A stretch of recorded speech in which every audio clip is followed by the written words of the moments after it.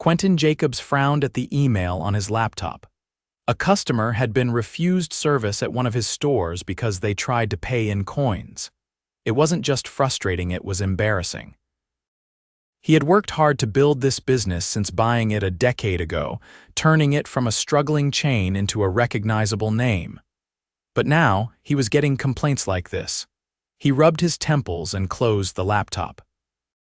His district manager, Greg, had assured him the issue was handled, but Quentin wasn't convinced. He had been getting more complaints about this particular store, rude employees, slow service, and now this. Something wasn't right. He needed to see it for himself. Quentin decided he would go undercover as a new hire. With 15 locations spread across the state, most employees had never seen him in person. Besides, he had changed a lot since his early days. His hair was grayer, and he had lost some weight. A fake name, a beard, and some worn-out clothes would make sure no one suspected a thing. The next morning, Quentin walked into the store wearing an old hoodie and jeans. The manager on duty, a tall man named Derrick, barely glanced at him before handing him a cheap uniform shirt. "You're the new guy?" Derrick asked, sounding bored. "Yeah, name's Kyle," Quentin replied, adjusting his glasses. Derrick didn't bother with introductions. "Go stock the shelves in the back. If you finish, wipe down the counters. If I need you, I'll yell." Quentin nodded and headed to the back. The stockroom was a mess, boxes stacked haphazardly, expired products shoved into corners. As he moved things around, he noticed something strange. Behind a stack of crates, there was a neatly folded blanket, a backpack, and a pair of shoes. Someone had been sleeping here. Quentin frowned. Was this just someone taking naps on their break or something more serious? He glanced around but saw no one. He decided to keep quiet for now. His first few hours on the job were eye-opening. The employees weren't lazy, but they were clearly overworked. There were only 3 people on shift, and they were constantly scrambling between customers and tasks. Derrick, meanwhile, spent most of his time in the back office barking orders but doing little else. Then there was Kara. She was a cashier, probably in her mid-20s, and the only one who seemed to care about the customers. She greeted everyone with a smile, even when they were rude or impatient. When an elderly man struggled to count out his change, she patiently helped him instead of rushing him along. Quentin watched as Derrick walked up behind her. "Speed it up, Kara." "We don't have time for this." She stiffened but didn't argue. She finished helping the man, then moved on to the next customer. Quentin made a mental note Kara was one of the good ones. Later that night, after the store closed, Quentin hung back near the stockroom.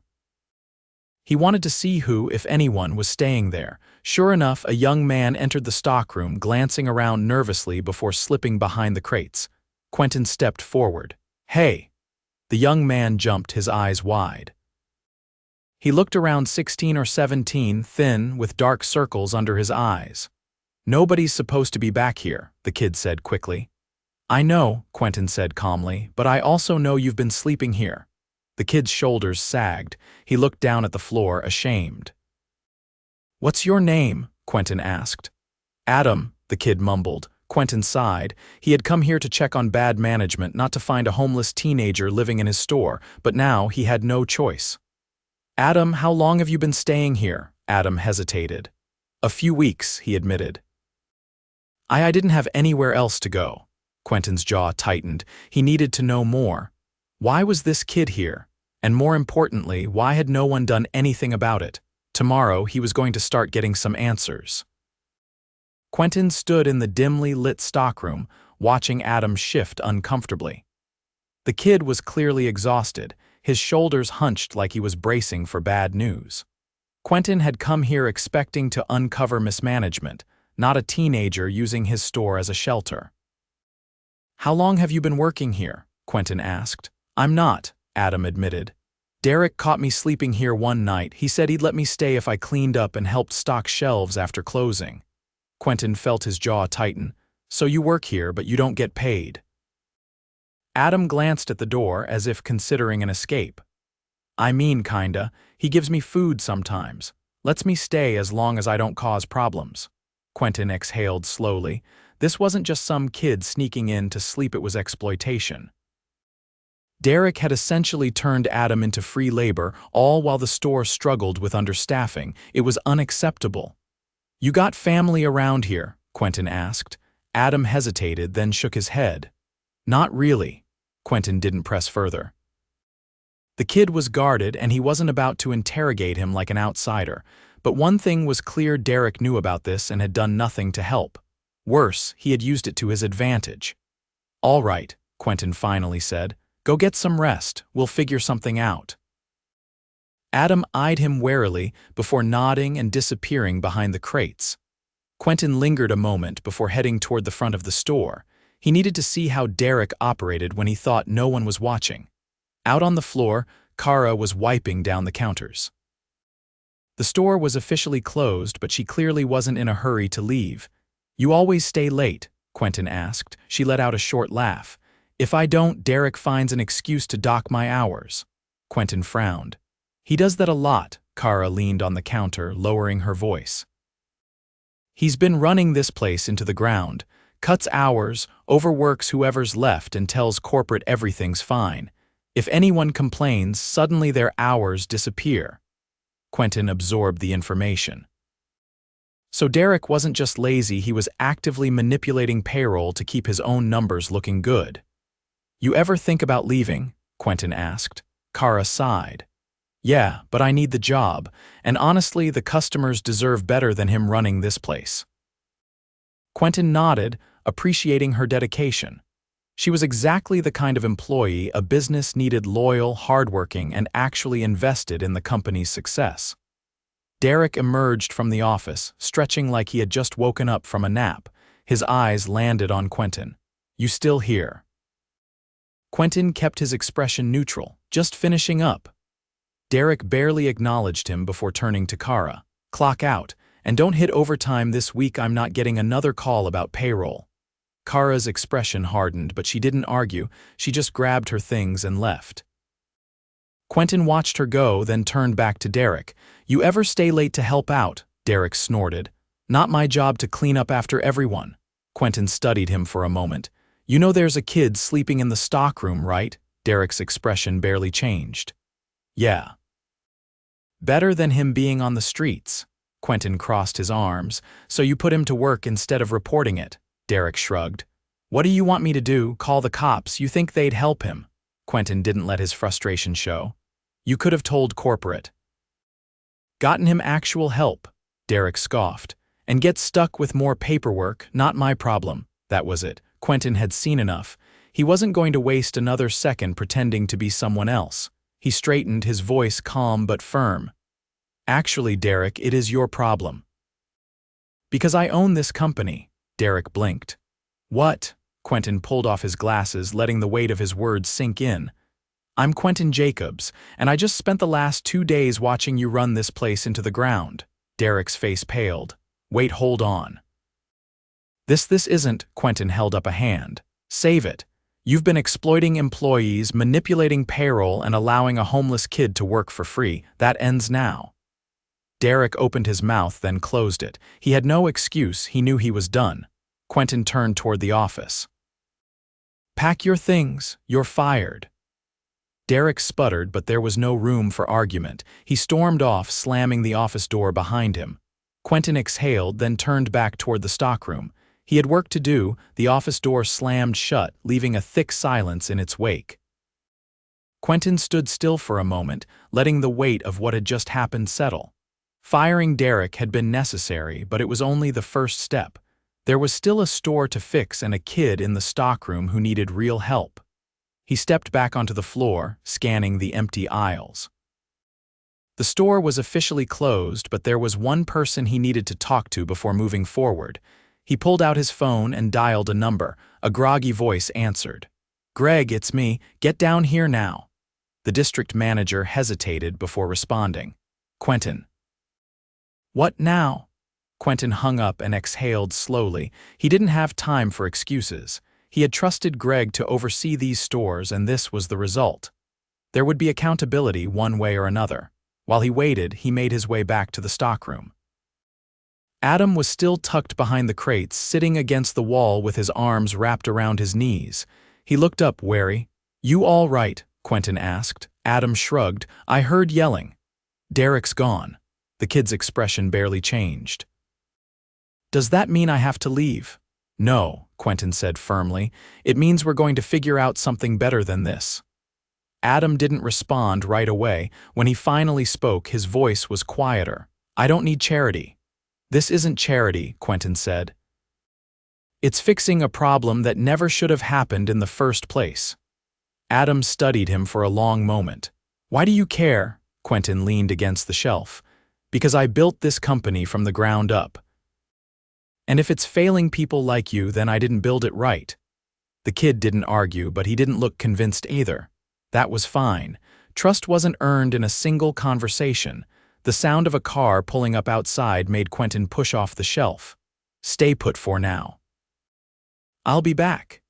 He walked toward the front of the store just as Greg stepped inside, still dressed in slacks and a wrinkled button-down like he had been scrambling to get out the door. "Quentin, what's going on?" Quentin didn't waste time with small talk. "How much did you know about this store?" Greg blinked. Did you know Derrick was cutting hours and manipulating payroll?" The district manager hesitated. "I mean, I knew he was strict about labor costs, but did you know he had a homeless kid working for free in the stockroom?" Greg's face paled. "What?" Quentin crossed his arms. "You were supposed to be overseeing these stores." "How did you not catch any of this?" Greg ran a hand through his hair. I did get complaints about Derrick, but nothing like this. He always had an explanation, said he was keeping things efficient." Quentin didn't let up. "And you just took his word for it." Greg's shoulders dropped. "I should have looked deeper." "That's putting it lightly." Quentin took a step closer. "You were too comfortable trusting numbers instead of people. That's not leadership." Greg swallowed hard. "I get it. I screwed up." "Then fix it," Quentin said. "I want a full audit of every store under your watch. I want employee complaints reviewed, and if I find anything else like this, you won't have a job either." Greg nodded quickly. "Understood." Quentin wasn't interested in empty promises. He would be following up himself. For now, there was something more immediate to handle. He turned back toward the stockroom. "Come with me." Greg followed, still looking rattled. When they reached the back, Quentin motioned toward Adam, who was standing now, arms crossed. "This is Adam," Quentin said. "He's been sleeping here for weeks because he had nowhere else to go, and instead of helping, Derrick used him for free labor." Greg's face twisted in disbelief. "Jesus," Quentin nodded. "We're getting him actual help." Adam shifted uncomfortably. "I don't need—" "Yes, you do," Quentin cut in, "and we're going to make sure you have it." Adam looked like he wanted to argue, but he didn't. He just sighed and looked away. Quentin turned back to Greg. "I want you to start making calls. We're finding him a place to stay, and if he wants a real job, we're giving him one with actual pay." Greg nodded without hesitation. "I'll handle it." Quentin looked at Adam again. "You don't have to figure this out alone." The kid didn't say anything, but something in his posture shifted. Maybe, for the first time in a while, he believed that. It wasn't a perfect fix, but it was a start. Quentin stepped out of the stockroom, his mind already working through the next steps. The store couldn't operate another day without immediate changes. Employees needed to know Derrick was gone, and Adam needed a stable place to stay. There was no time to waste. Greg was already on the phone, his voice low but urgent as he spoke to a local shelter director. Quentin gave him a nod before heading toward the front of the store. It was late, but Kara had stayed behind, leaning against the counter with her arms crossed. She looked up as he approached. "So that was real?" she asked. "You're actually the owner?" Quentin nodded. She exhaled, rubbing her forehead. "I thought you were just another guy stuck working under Derrick." "That was the idea," Quentin said. "I needed to see the truth for myself." Kara let out a short laugh, but there was no humor in it. "Well, you got a front row seat to the disaster." Quentin leaned against the counter. "You stuck around even when things were bad." "Why?" She hesitated, then shrugged. "Because I kept hoping it would get better, and because I needed the money, but mostly because I like the job when it's not a mess." Quentin studied her for a moment. You ever think about running this place? Her eyes widened slightly. Me, as manager? You know the customers, you care about the employees, and you've been dealing with Derrick's mess long enough to know what needs fixing. She scoffed. I don't have manager experience. Quentin shook his head. You don't need experience fixing numbers in a spreadsheet. You need to know how to treat people right and keep things running. You've already been doing that. Kara looked away, processing. You're serious. Completely. She was quiet for a long moment. Then finally she nodded. All right. I'll do it. Quentin gave her a firm nod. Then you'll have my full support. Starting now, you're in charge of getting this place back on track. Greg walked over, tucking his phone into his pocket. Got a spot for Adam at a youth shelter. They've got job training programs too if he's interested. Quentin glanced toward the back of the store. Good, let's tell him. They found Adam still in the stockroom, sitting on a crate with his arms crossed. He looked up warily as they approached. Greg spoke first. There's a place for you to stay. They've got resources to help you get on your feet. If you want, we can take you there now. Adam hesitated, his fingers tightening around the edge of the crate. So that's it, I just leave. Quentin leaned against the shelf. You leave this stockroom. But if you want a real job, you'll have one when you're ready, no strings attached. Adam studied him, searching for any sign of an empty promise. After a long pause, he gave a small nod. All right. Quentin motioned toward the door. Let's go then. The ride to the shelter was quiet. Adam sat in the back seat staring out the window. When they arrived, a staff member greeted them, shaking Adam's hand and leading him inside. Before disappearing through the doors, the kid paused and glanced back. Thanks, he muttered. Quentin gave him a nod. Take care of yourself. As they drove back, Greg exhaled. That could have gone a lot worse. Quentin kept his eyes on the road. It should have never happened in the first place. Greg shifted uncomfortably. I'll make sure nothing like this happens again. Quentin looked over. You'd better. When they arrived back at the store, Kara was still there, reviewing paperwork at one of the registers. She looked up as they walked in. Adam good? She asked. Quentin nodded. Yeah, he's got a place now. She relaxed slightly, then held up the papers in her hand. I started going through the schedule. It's a mess. People are getting their hours slashed for no reason. Fix it, Quentin said simply. Kara grinned. Already on it. Quentin glanced around the store. It was still the same dimly lit space he had walked into 2 days ago, but something was different.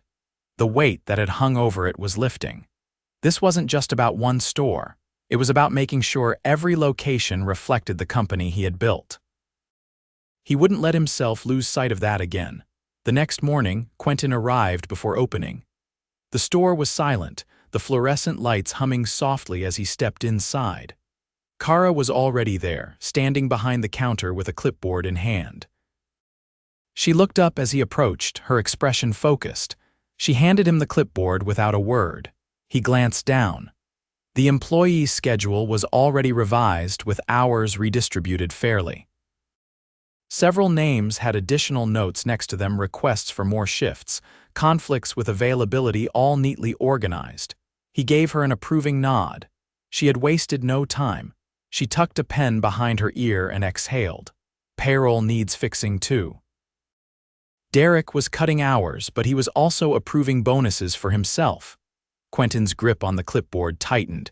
That was a new revelation, but not a surprising one. He set the paper down on the counter and pulled out his phone. Greg answered on the second ring.